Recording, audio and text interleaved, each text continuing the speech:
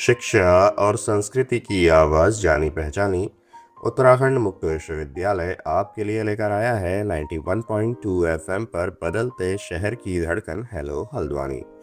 दोस्तों, हेलो हल्द्वानी एक सामुदायिक रेडियो है जिसे 91.2 मेगाहर्ट्ज़ की फ्रीक्वेंसी पर उत्तराखंड मुक्त विश्वविद्यालय आप तक लेकर आता है। इस रेडियो पर हम समुदाय के लिए, समाज के लिए कई तरह के कार्यक्रम लेकर आते हैं। तो वहीं उत्तराखंड मुक्त विश्वविद्यालय से जुड़े हुए शिक्षार्थियों के लिए भी हम कई तरह की जानकारियां इस रेडियो पर लेकर आते हैं।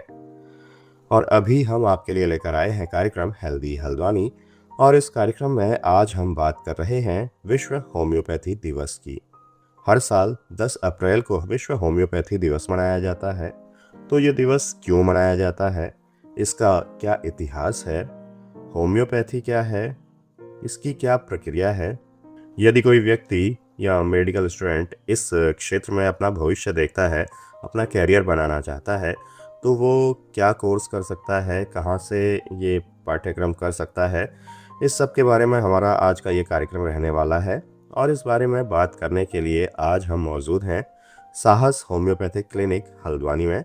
और हम बात कर रहे हैं होम्योपैथिक फिजिशियन डॉक्टर यश पांडे से। डॉक्टर यश पांडे ने BHMS किया जयपुर से, जिसके बाद लगभग 4 साल से होम्योपैथिक में काम कर रहे हैं, रोगियों को सेवाएं दे रहे हैं। इन्होंने इससे पहले पुणे और अलवर में भी होम्योपैथी की है। तो डॉक्टर पांडे, आपका बहुत बहुत स्वागत है कार्यक्रम हेल्दी हल्द्वानी में। धन्यवाद सर। डॉक्टर पांडे, हम हर साल 10 अप्रैल को विश्व होम्योपैथी दिवस मनाते हैं। तो ये दिवस क्यों मनाया जाता है, इसका क्या इतिहास रहा है, इस बारे में आप हमारे श्रोताओं को जानकारी देंगे।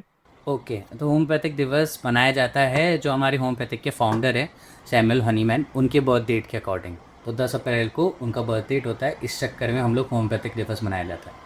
आपने बात की कि 10 अप्रैल सन 1755 को जो होम्योपैथी के जो फाउंडर हैं, जो इसके जनक माने जाते हैं, हाँ, तो doctor Christian Friedrich Samuel Samuel Hahnemann. Hahnemann का जन्मदिन होता है। तो इसलिए हम लोग हर साल वर्ल्ड होम्योपैथी डे मनाते हैं।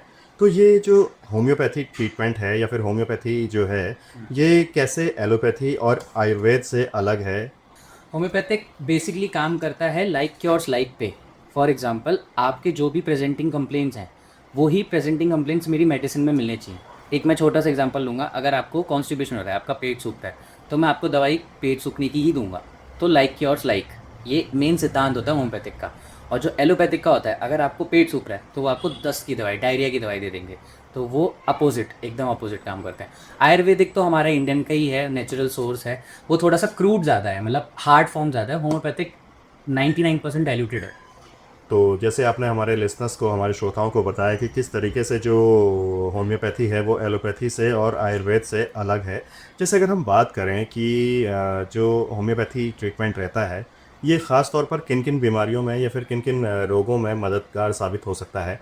होम्योपैथिक हर रोगों में मददगार साबित हो सकता है, खास करके ऑटो इम्यून डिसऑर्डर में और स्किन डिसऑर्डर में। डर्मेटोलॉजी में होम्योपैथिक का बहुत अच्छा उपचार और बहुत अच्छा रिजल्ट मैंने देखे हैं। और जितने भी ऑटो इम्यून डिसऑर्डर है, जैसे कि सोराइसिस हो गया या रूमेटॉइड अर्थराइटिस हो गया, कोई भी ऐसी चीज़ है, वो होम्योपैथिक से ज़्यादा बेटर क्योर हो सकती है। जैसे होम्योपैथी जो ट्रीटमेंट रहता है, वो ट्रीटमेंट किस तरीके से रहता है और क्या कुछ इस ट्रीटमेंट की जो प्रक्रिया रहती हैं वो रहती हैं। Homeopathic treatment basically dilution based रहता है कि हमारे पास जो डाइल्यूशन है वो 3500 डाइल्यूशन है, टोटल नंबर ऑफ डाइल्यूशंस। वो सिंगल रेमेडी या मदर टिंचर का आप यूज़ करके, इन दोनों को आप यूज़ करके आप होम्योपैथिक इसके थ्रू आप उपचार दे सकते हैं।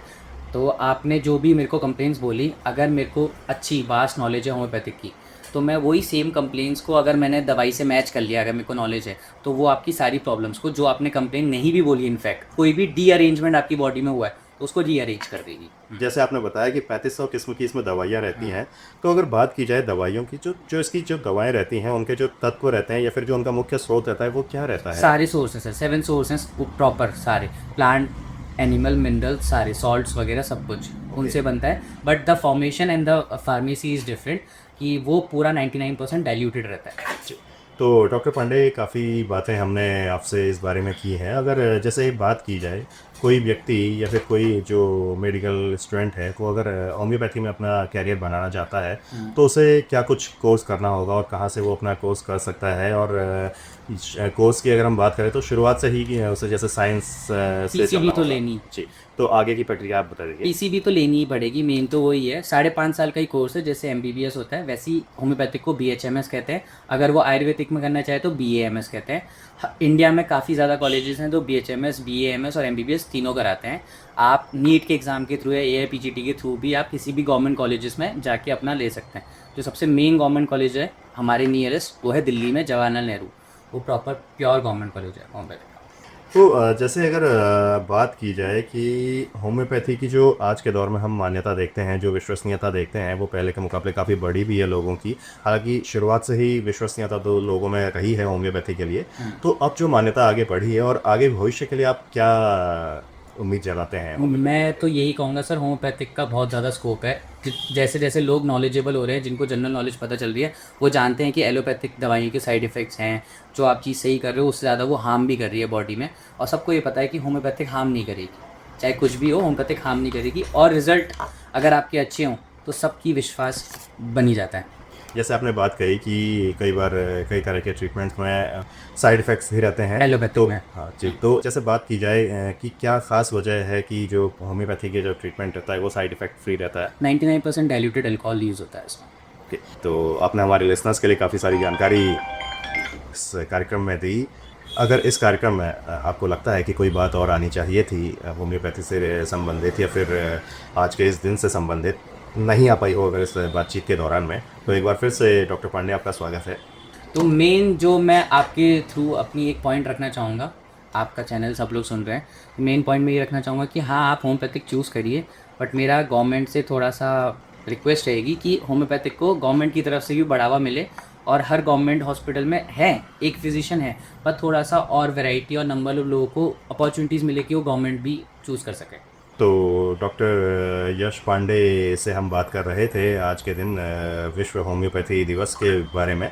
तो डॉक्टर पांडे हमसे और हमारे श्रोताओं से ये सारी बातें साझा करने के लिए आपका बहुत बहुत धन्यवाद। Thank you so much. और दोस्तों, इसी के साथ मैं अनिल भी चाहूँगा हेल्दी हल्द्वानी प्रोग्राम के आज के इस अंक से इजाज़त। फिर आपसे मुलाकात होगी, तब तक के लिए नमस्कार।